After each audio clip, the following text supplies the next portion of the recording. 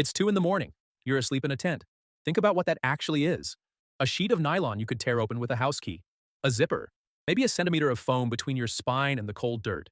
That's it. That's the whole fortress. Now picture what's outside. Something with eyes built for the dark. Something that can hear your breathing slow as you drift off. That can smell you from half a mile downwind. That has a jaw that closes hard enough to crack bone like a peanut. And it's awake. And it's moving through the trees. And it knows exactly where you are. And then it walks past. Every single night, all over the world, people fall asleep in thin tents in forests full of animals that could kill them in seconds. Lions, bears, wolves, tigers. And almost nobody gets eaten. Almost nobody even wakes up. That should not be possible. You are slow. You are soft. You have no claws, no fangs. And for 8 hours a night, you are completely switched off. On paper, you are the easiest meal in the woods. So why doesn't the forest eat you? It's not luck. It's not the tent.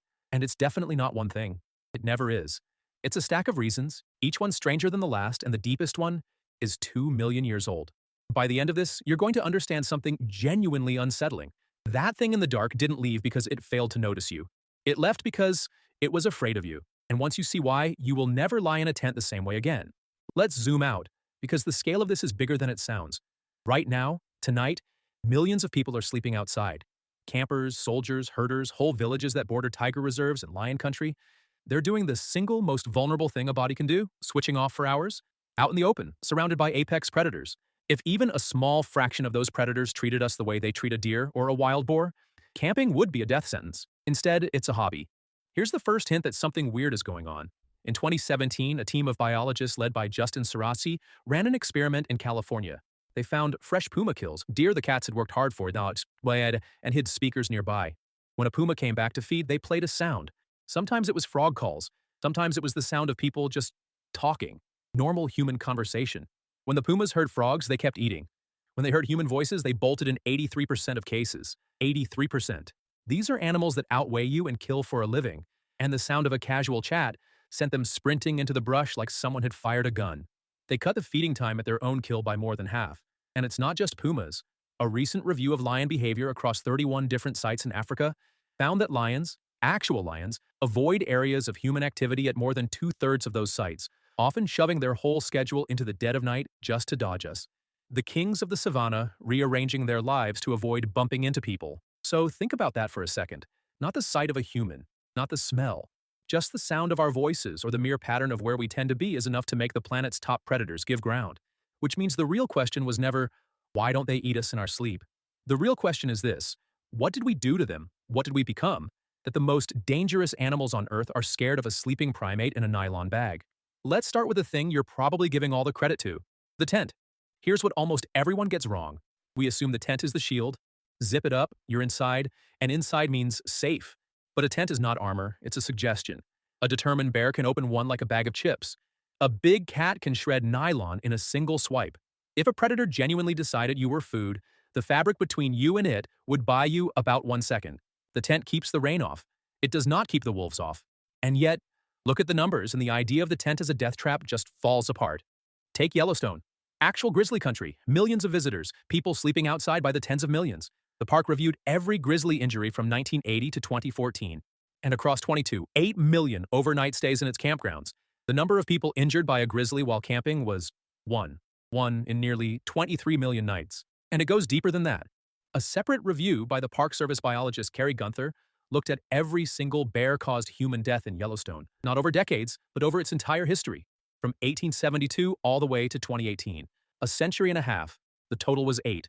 8 deaths in 147 years in one of the most bear-dense places on the continent. He worked out the odds of dying to a grizzly there at roughly 1 in 26 million visits. And of all those fatal attacks, only a single one was ever classified as the bear genuinely trying to eat a person. The rest were startled animals or bears that had learned to raid garbage. Hold that thought. It matters later. So if the flimsy fabric isn't protecting you and the predators are right there and you're unconscious and defenseless, then something else is doing the work. Something invisible. It's not the tent. So what is it? We'll come back to it, and the answer is going to flip how you see yourself. Now here's where it gets strange. Because the thing protecting you isn't a thing at all. It's a feeling. Theirs.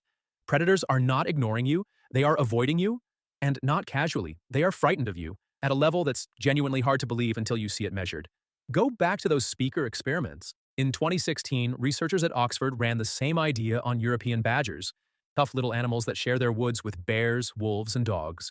They buried buckets of peanuts at the entrances to badger burrows, set up cameras, and then played different sounds as the animals tried to emerge at night. Bears, wolves, dogs, sheep, humans. Over 49 nights, they captured more than 2,600 videos of what happened next. Bear sounds made the badgers a little cautious. Wolves and dogs? They barely flinched. But human voices? At 4 of the 7 burrows, the animals refused to come out and feed at all, for more than 2 hours, waiting in their tunnels until the very last syllable of human speech had faded. The delay caused by hearing a person was nearly 2 to 3 times greater than the delay caused by the sound of an actual bear. Let that sink in. To these animals, the scariest sound in the entire forest is not a predator's roar. It's us, chatting. And the fear isn't free for them. It costs. The pumas that fled human voices cut their feeding by more than half, which means they had to either hunt more often or simply go hungrier, all because of a sound that to us means nothing at all. Across species, the pattern holds. We are not just one more danger in the woods. We are the danger the other dangers are afraid of. The apex of apexes. Which raises an obvious question. Why? Why would a 400-pound bear be more afraid of your voice than of a wolf pack? What did we ever do to earn that? Everything. We did everything. This is the part that pays off the question I told you to hold on to. Here's the uncomfortable truth about our species. For most of our history, we were not the soft, indoor creatures we are now. We were the most effective killers this planet had ever produced. Not because we were strong, no we weren't, but because we were relentless, coordinated, and armed. We hunted in groups. We made weapons. We used fire. We could chase an animal for hours in the heat until it simply dropped. We have been apex predators for around 2 million years. And in 2015, a landmark study put a number on just how extreme that still is. Across the entire planet, humans kill large carnivores, bears, big cats, wolves, at roughly 2 times the rate that nature kills them. More than 9 times. We don't just compete with predators. We outkill everything that has ever hunted them by an order of magnitude. Scientists gave us a name for it. They call us the super predator. Now run that forward through hundreds of thousands of years. Any predator that was bold around humans, that crept too close, that tried to make a meal of one of us, ran into spears, traps, fire, and very angry groups of people. Those bold animals died. They didn't pass on their genes. The cautious ones, the ones that took a single look at a human and thought, absolutely not, survived, bred, and did it again, and again, for tens of thousands of generations. So we didn't just defend ourselves. We ran the longest, harshest training program in natural history, and it taught every predator on Earth a single lesson. Stay away from that one. The bears and lions and wolves alive today are the descendants of the animals that feared us. The fear isn't learned fresh by each one. It is bred into them, written into the species itself. So here's your answer. It's not the tent, it's your bloodline. You walk into the woods carrying 2 million years of reputation, and the predators meet you already convinced you are the most dangerous thing they will ever encounter. And statistically, they're right. That's the deal. That's the invisible agreement your species signed without ever reading it. We promised every predator that coming near us is the worst decision they can make, and in exchange, they leave us alone, even when we're asleep and helpless and easy. They hold up their end even when we couldn't stop them. Out of instinct, out of a fear older than language itself. But that deal has fine print, because sometimes it breaks. Let's get specific because there's a detail here that's easy to miss, and it's the key to the whole sleeping mystery. If you actually look at when predators attack people, a clear pattern jumps out. In 2023, a team led by Giulia Bombieri compiled every documented large carnivore attack they could find, 5,140 attacks by 12 species, across the whole world from 1950 to 2019. The biggest, most careful database of its kind. Of those attacks, most caused injury, and just under a third were fatal. But here's the part that matters. The attacks do not cluster around sleeping people. They cluster around moving people. In wealthier countries, most happen during recreation. Someone hiking, jogging, walking a dog off leash, surprising an animal at close range. In poorer countries, most happen during work. Farming, herding, fishing, gathering wood. People stepping into the predator's habitat at dawn and dusk, exactly when it's hunting. The common thread is overlap. Danger comes when a human and a predator's hunting routine collide in the same place at the same time. A person crashing through brush looks like chaos. A person surprising a bear at 10 feet triggers panic. A person bent over in tall grass at dusk can, for a single second, stop looking like a human at all. But a sleeping human in a closed, quiet camp? That's the opposite of every one of those things. You're not moving. You're not surprising anyone. And your camp reeks of smoke, of strange synthetic materials, of old food, of that unmistakable human signature. To a predator, that whole zone lights up as one message. Danger, humans here, go around. You're not hidden in your tent. You're broadcasting. You've turned your campsite into a little fortress of fear just by being unmistakably, smellily human. Which is why almost every time, the thing in the dark chooses to go around. But to really understand how reluctant they are, you have to look at the rare cases where a predator does charge a person. Because even then, something surprising is going on. Here's an assumption almost everyone carries. That when a bear or a big cat attacks a human, it's hunting. That it sees a person and thinks, food. And it turns out that's almost completely wrong. Go to the data. A global review of brown bear attacks counted 664 of them worldwide between 2000 and 2015, and then sorted them by why they happened. The single biggest cause, nearly half of all attacks, was a mother bear with cubs. Not hunger. Motherhood. A sow who saw humans stumble too close to her young and exploded in a few seconds of defensive fury. The next biggest causes were sudden surprise encounters and conflicts over food or dogs, and the share of attacks that were actually predatory. A bear deliberately hunting a person as prey. Around 5%, 1 in 20, and almost all of those were concentrated in a few remote, food-poor corners of Russia and North America. Sit with that. Even when one of the most powerful predators on Earth does attack a human, 19 times out of 20, it isn't trying to eat you. It's scared. It's startled. It's protecting its kids. The man-eater, the bear that stalks a person for a meal, is so rare it's almost a myth. Picture it from the bear's side, 150 to 300 kilograms of muscle and teeth. And the most common reason it ever touches a human is blind panic. That's the deal holding, even in the moment it appears to break. The animal isn't seeing prey. It's seeing a threat and lashing out, which makes the truly predatory cases, the ones where an animal really did decide to hunt a person in their sleep, stand out as something abnormal, broken. And those are worth looking at directly because they're the exceptions that prove the rule. Here's the thing about the real exceptions. They are so rare that each one becomes famous. We remember them by name. And when you look closely at why they happened, the deal never breaks for no reason. It breaks because something was already broken. Take Banff, Canada, 2019, a family asleep in their tent in the backcountry. Around 1 in the morning, a wolf tore through the wall, clamped onto the father's arms, and started dragging him out until another camper sprinted over barefoot in the dark, kicking and shouting, and drove it off. A genuine nightmare, a predator attacking sleeping people through a tent. The deal broken. But then they caught the wolf, and it weighed 78 pounds. A healthy adult wolf weighs 100 to 150. This animal was starving, gaunt, sick, ribs showing, dozens of pounds underweight. It didn't break the rule because wolves secretly hunt humans. It broke the rule because it was desperate enough to gamble its life on a tent, because the alternative was starving to death anyway. 4 years later, the same park saw something even rarer. In 2023, 2 experienced backcountry campers and their dog were killed by a grizzly deep in Banff, the first grizzly fatality in the park in decades. The bear charged the rescue team too and had to be put down. Investigators could never fully pin down what tipped it over. Surprise, hunger, something wrong with the animal. But that's the point. It was so far outside the norm that it made national news in a country full of bears. Go to India and you find the same shape. Near Ranthambore in 2019, a male tiger known as T104 killed at least 3 people. One of them a man asleep in a hut on his own farm. Wildlife officers spent a week hunting the tiger down and finally tranquilized it, because they understood it as what it was, a single problem individual, in a landscape so fragmented and crowded that a tiger and a sleeping farmer had been forced into the same few acres. Starvation, sickness, a cornered, defensive animal, a landscape so packed that people and hunting overlap completely, or like the infamous Night of the Grizzlies in 1967, when 2 campers were killed in one night by bears that years of garbage and hand-feeding had taught to see humans as a food source. But the rule doesn't only break one starving animal at a time. There is one place on Earth where it breaks for everyone, where the deal we spent 2 million years writing was never signed. It's called the Sundarbans, the largest mangrove forest on the planet, a drowned maze of rivers and trees smeared across the border of India and Bangladesh, where the land dissolves into the sea. And it is the only place left where a healthy tiger will hunt a human being on purpose. Not starving, not cornered, not sick. Just a tiger, doing exactly what tigers do. Here, depending on the year, Bengal tigers kill anywhere from a handful to over 50 people, every single year, for generations. So why here? Why does the rule that guards your tent everywhere else on Earth simply stop at the edge of this swamp?